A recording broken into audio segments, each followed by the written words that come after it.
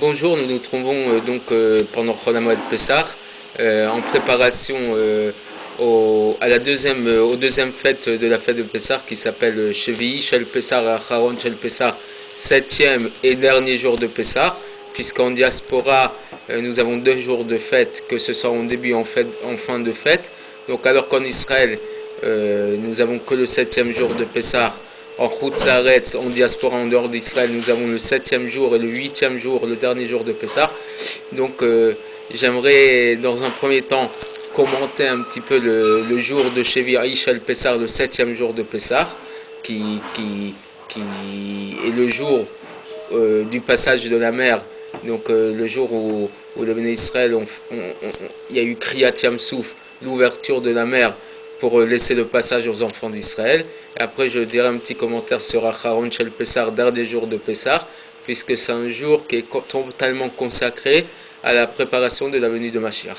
Donc, dans un premier temps, Shevi'i Shel Pessah, le 7e jour de Pessah, donc représente le moment où les enfants d'Israël sont arrivés devant la mer et poursuivis par l'Égypte, donc coincés des deux côtés, puisque derrière eux, il y a les Égyptiens qui leur courent derrière, et devant eux, il y a une mer dans laquelle, lorsqu'on va rentrer, on va se noyer.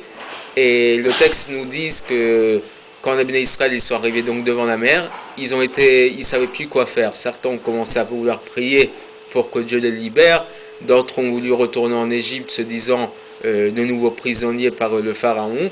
Et finalement, il y a un homme qui a eu un courage terrible, qui s'appelle Narshon ben Aminadav de la tribu de Yehuda, qui est lui-même rentré dans la mer, puisque Dieu avait promis qu'il allait les faire sortir d'Égypte et leur faire traverser la mer pour arriver au mont Sinaï pour recevoir la Torah.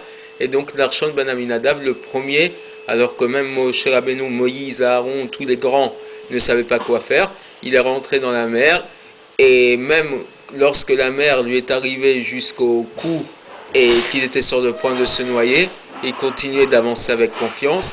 Et c'est là qu'Akadosh Baruch Hu a ouvert la mer pour laisser passage aux 12 tribus d'Israël. Et le Midrash dit que on se pose la question combien de différents passages il y a eu. Selon plusieurs avis, c'est un passage qui a laissé entrer tout l'ensemble d'Israël. Mais d'après d'autres avis, il y avait 12 ou même 13 passages. 12 passages pour les 12 tribus d'Israël et même un 13e passage pour ceux qui ne savaient pas de quelle tribu ils étaient. Mais en tout cas, ça représente un miracle, un changement de la nature miraculeux, au point où c'est la seule fois de toute l'histoire où Akadosh Baruch Hu, par rapport à la mer, a changé la structure du monde pour justement ouvrir un passage. Et on dit même qu'il y a eu une formation de 2 murs d'eau, 2 rideaux d'eau, pour laisser le passage aux enfants d'Israël, ce qui est quelque chose de finalement surnaturel. Et donc, à ce moment-là, les Béné Israël ont chanté le chant de Az Yashir Moshe, que l'on chante tous les matins dans la prière, et dans lequel on dit Micha Mocha Ba'elim Hashem, qui est comme toi parmi nous les dieux éternels, etc. Et même les femmes ont chanté ces miracles-là qui ont permis justement de pouvoir comprendre que finalement Dieu, à des moments de notre vie, peut changer les structures de la nature pour nous faire des miracles surnaturels. Autant il y a des miracles qui s'habillent dans la nature, comme par exemple le fait de se réveiller tous les matins, ça paraît naturel, mais finalement c'est un miracle qui s'habille dans les structures de la nature. La respiration, le fait de pouvoir se vider à chaque fois que l'on va aux toilettes, se vider tous les orifices, la raison de la bracha, de Hachar Yatzar, etc. Ce sont des miracles que l'on comprend qui s'habillent dans la nature. Là, il a fait un miracle qui dépasse la nature. Pour les jeunes célibataires, je dirais qu'on prend exemple à travers ce miracle pour expliquer le fait de trouver son zivug, son âme sœur. On dit dans les textes du Talmud, Caché Metziat Zivugo Kriyat Yam Souf. Il est aussi difficile pour Dieu de former des couples qu'ouvrir la mer Rouge. Parce que finalement, former des couples, ça paraît tout naturel, ça paraît simple. Un garçon rencontre une fille et il y a quelque chose qui se passe entre eux. Mais ça, c'est la première rencontre, ça paraît au début idyllique. Et après, c'est le fait de pouvoir vivre sur le long terme, vivre ensemble, créer un couple qui va donner naissance à des enfants, puisque c'est le but de la vie de couple, du mariage. Et il n'y a pas si longtemps, à Paris, il y a eu une manifestation contre le mariage pour tous.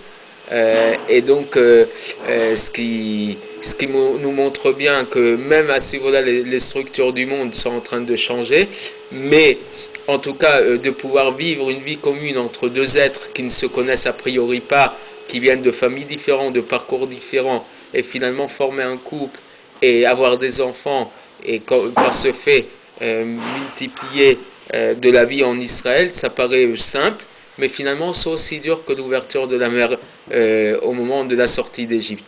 Donc ce sont des miracles, et finalement le plus grand miracle, c'est que deux êtres différents puissent s'associer et former un ensemble, une seule chose, puisque tant que l'on n'est pas marié, on s'appelle deux moitiés, et c'est au moment où on se trouve et qu'on se marie qu'on forme une seule âme, un seul corps entre l'homme et la femme.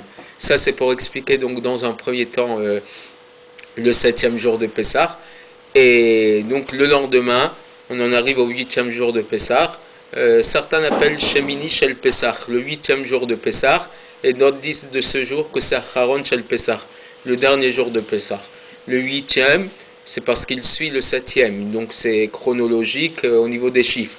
Mais si on dit que c'est le dernier jour de Pessah, c'est pour montrer que quelque part il a une dimension qui dépasse les 7 premiers jours de Pessah.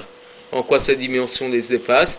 Puisque c'est le jour de la préparation à la venue de Mashiach, comme je l'ai dit tout à l'heure, et ainsi que dans la Haftara de ce jour, qui est la Haftara inspirée du prophète Isaïe, dans lequel on nous dit que lorsque Mashiach viendra, le loup cohabitera avec l'agneau, que le gentil donc pourra vivre avec celui qui est considéré comme méchant. À ce moment-là, la terre sera remplie de la connaissance de Dieu, et c'est le jour où le Baal Shem Tov, donc l'inspirateur du chassidisme, c'est le jour qu'il a surnommé le jour de Seudat Mashiach. Au moment où, donc quelques heures avant la sortie de fête, on fait un petit seder entre guillemets, puisque c'est une mitzvah de manger de la matzah, de boire des coupes de vin, comme si on revient au début de la fête de Pessah, et qu'on est dans le même, que le début et la fin se réconcilient. Et finalement, c'est ce jour-là, le chiffre 8, qui montre une dimension spirituelle qui dépasse la nature, puisque normalement la nature est formée du chiffre 7, les 7 jours de la semaine, cette semaine qui forme les 7 semaines de préparation à la fête de Shavuot, cette année qui forme la Shemitah, donc l'année de Jacher, 7 fois cette année qui sont le Yovel, qui arrive au Yovel à l'année du Jubilé. Donc le monde est structuré par le chiffre 7, mais là on en arrive au chiffre 8 qui dépasse la nature du monde, et la meilleure preuve elle en est que quand est-ce que l'on fait la Brit Mila, la circoncision? Au 8e jour de la naissance. Le lendemain donc de ce qui représente la nature du monde, la structure du monde, on dépasse cette structure pour aller au-delà. Et ainsi qu'on dit que l'arbre du roi David, tant qu'il l'utilisait à son époque, elle avait 7 cordes, c'était une harpe à 7 cordes, et que lorsque Mashiach viendra, ça sera une harpe auquel on rajoutera une 8e corde.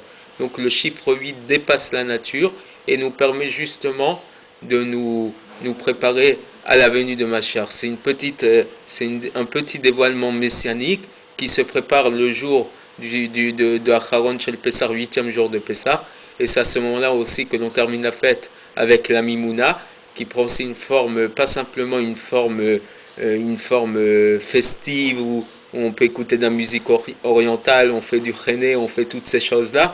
La Mimouna vient du mot Emouna, c'est un peu la foi, comme au début de la fête de Pessah on mange le pain de la foi, à la fin de Pessah on finit aussi par la foi, avec de la musique, avec de la joie, mais c'est surtout ramener le fait qu'on peut terminer la fête de Pessah avec beaucoup de Emouna, beaucoup de foi, et c'est ce qui nous prépare justement à pouvoir recevoir la Torah, qui est finalement la manifestation de notre foi en Dieu, de notre Emouna, de notre confiance en Dieu, qui se manifestera pendant toute la période du Homer. Chag Sameach, et je vous retrouve la semaine prochaine, Bezrat Hashem, pour d'autres cours de Torah. Kol Tov.